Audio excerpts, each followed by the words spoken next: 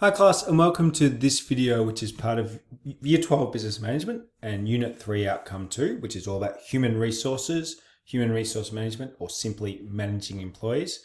Today, we're going to look at training, and in particular, the training options that we can use to make sure our employees are effective at achieving their objectives and business objectives.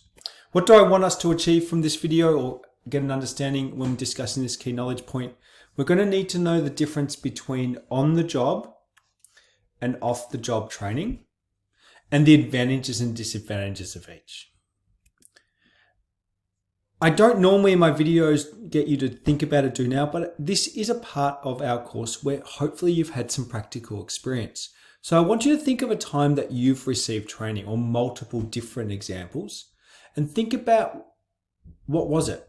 Was it effective? Why not? Now, this could be in work. It could have been that you've done a food handling course or something along those lines. But hopefully you've got training in other ways, whether it's music or sport or at school. And this hopefully will make it more practical when we're talking about the theory of training. And before we go through the specifics of training, I want us to just quickly recognize that training is important and it's part of an overall aspect of the employment cycle that we've been learning in Unit 1, 2, and now 3 in business management.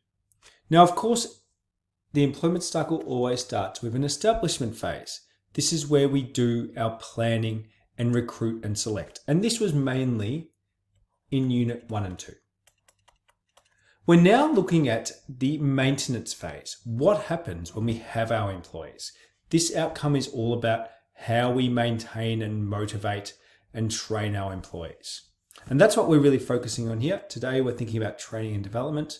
The next video that I will post is all about how we do performance management. Now, in later parts of this outcome, we will then look at the termination phase when people leave. But firstly, what is training?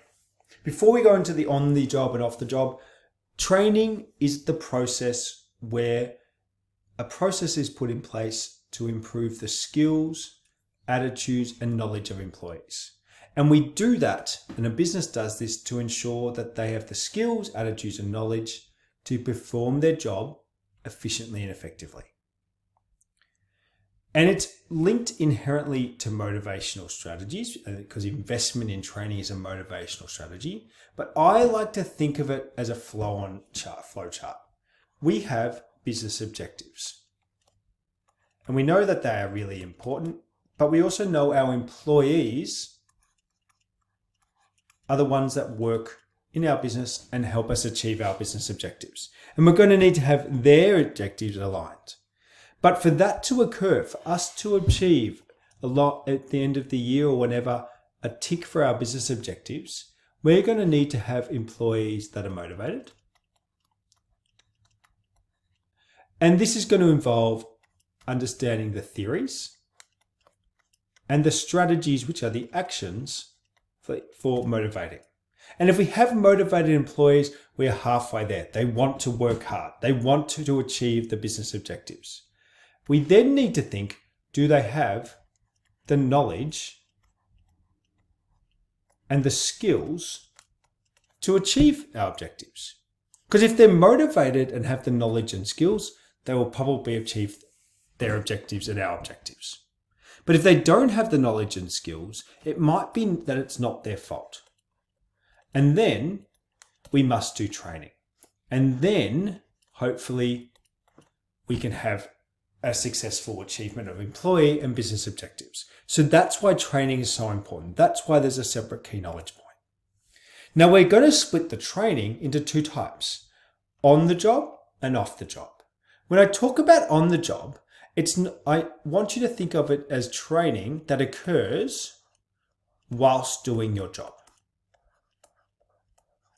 So yes, it is going to be in your place of work, so on the job, but it's more than that. It is training while you are doing the job with the same equipment. And there are many types of on-the-job training. I'm not going to go into a heap of detail of the exact examples. You can read this slide, but we have examples like competency-based training, mentor and coaching. This is where a supervisor or colleague provides guidance to a new employee to give them help. We might have job rotation where they are trained as employees are rotated through different departments to develop a broader range of skills. Job instruction, where there is a systematic approach to instructing employees on how to perform a task, and hence they are demonstrated a task and they do that task. This might be, for example, a barista who is instructed how to make a coffee and then they do the task. And job shadowing, where an employee who has some skills or knowledge gaps follows an experienced worker for a day, an hour, a week, whatever it is, watching what they do, reflecting so they gain those knowledge and skills. So all of these are examples of training that occurs to improve the knowledge and skills and attitudes of an employee that could happen whilst doing the job. Now, there are lots of advantages and disadvantages, and this is why we have the word discussing, because we might be asking you to discuss on the job training. What are the advantages? It is very cost effective. There's no travel expenses, no other costs or fees incurred, and the person who's doing the training doesn't get paid off an extra for it because they are part of the business. Employees often do this while they are working, so there's less of an impact on productivity. We're not asking people to leave their work where they're being productive to do training. We allow the employees to practice with the actual equipment, which is going to be a great advantage because they're going to practice with the equipment that they're going to use. Using that barista example, they're going to learn how to make the coffee with the same coffee machine as they will ultimately make coffees. And because we're in a familiar environment, employees often feel safer doing this. Because it's while it's happening on the job, they can often practice these new skills under the supervision and get immediate feedback. And because they don't have to leave and whilst they are doing their job, and they're going to hopefully do their job every day, this training can be ongoing and have some flexibility. Also, it can be tailored and be to the individual needs. So there's so many advantages. But why does off-the-job training also exist? Because there are significant disadvantages. The major one has got to do with, because it's happening whilst on the job, I would say there is two types. The trainers are often not skilled at doing training. So we might have training that is substandard, and they might get bad habits because the person doing the training might be passing on habits that aren't necessarily the ideal way and without even realizing. So in summary, the quality of the training may vary from person to person. So the trainer is not necessarily trained. Also, because it's happening whilst on the job, it can be a distraction during training. Work, while trying to get trained or train whilst work, can be distractions. This can limit the productivity for the trainer, who you remember is also trying to do their job. And this can lead to customers being frustrated if this training is happening in a way where it's customer facing. And you might have been at a checkout or anywhere where you feel, through no fault of the people there, that you have got the lane, the checkout area where someone is being trained, and you know how slow that can be and sometimes frustrating. So lots of advantages and disadvantages. And this then hence means we have off-the-job training. This is training that happens not whilst working, or not whilst working in your same environment. So it could be you go somewhere else, but you're not using the same equipment. These are things like seminars and workshops, so conferences, those formal university or TAFE courses, something called simulation-based training, which this is where games and case study are used in real life work situations can be practiced. It's like a flight simulator for a pilot.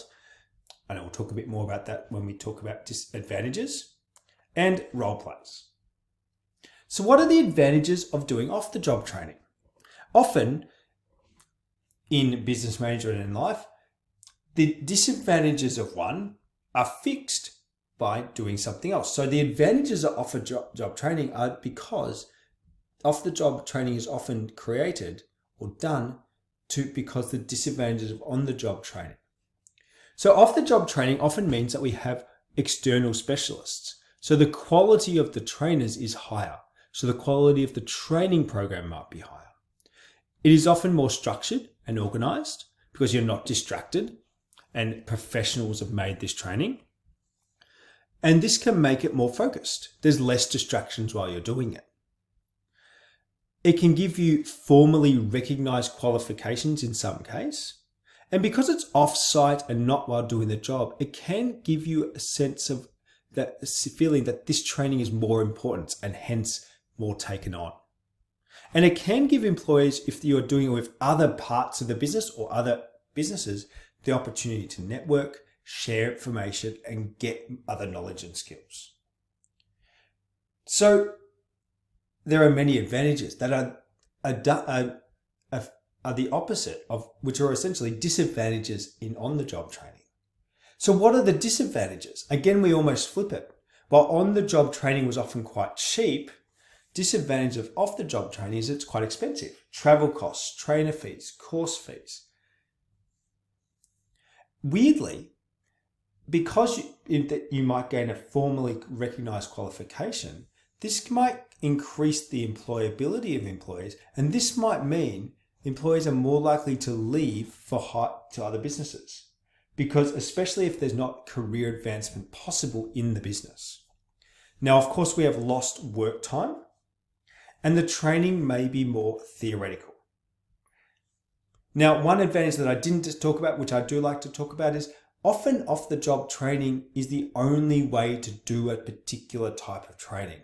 This is particular for simulations, and the example I use is pilots. Now, we want our pilots to be able to be trained for many hours to be able to address an emergency. We want them to be able to know what to do if there's a fire in a plane or an engine blows up. But we don't want them to be doing that training on the job, because that means they're actually going to do it whilst working with people on the plane. So sometimes off-the-job training is the only possibility. Now, if we start to think about this, if we do lots of training, we are starting to create a culture of development. Development is not just one training course. Development refers to the activities that build up the knowledge and skills. So all the training and all the things, and this will prepare our staff to take on greater opportunities. This is slightly different to training in that training focuses on the building for just their job. Development is that trying to work out what they're going to need to take on greater responsibilities in the future. So training is a bit more current focused. Development is thinking about what skills and knowledge you need to develop for the future. Now, the importance of training and development is it's very important for the employees, but also very important for the business. And I encourage you to pause this slide and have a look at it. And most of it is quite self-explanatory. And for now, that ends our video. And I hope that this has given you a good understanding of why training is important, why it plus motivation results in performance. And we have lots of different ways training can occur, on the job and off the job, and each of them have very specific advantages and disadvantages.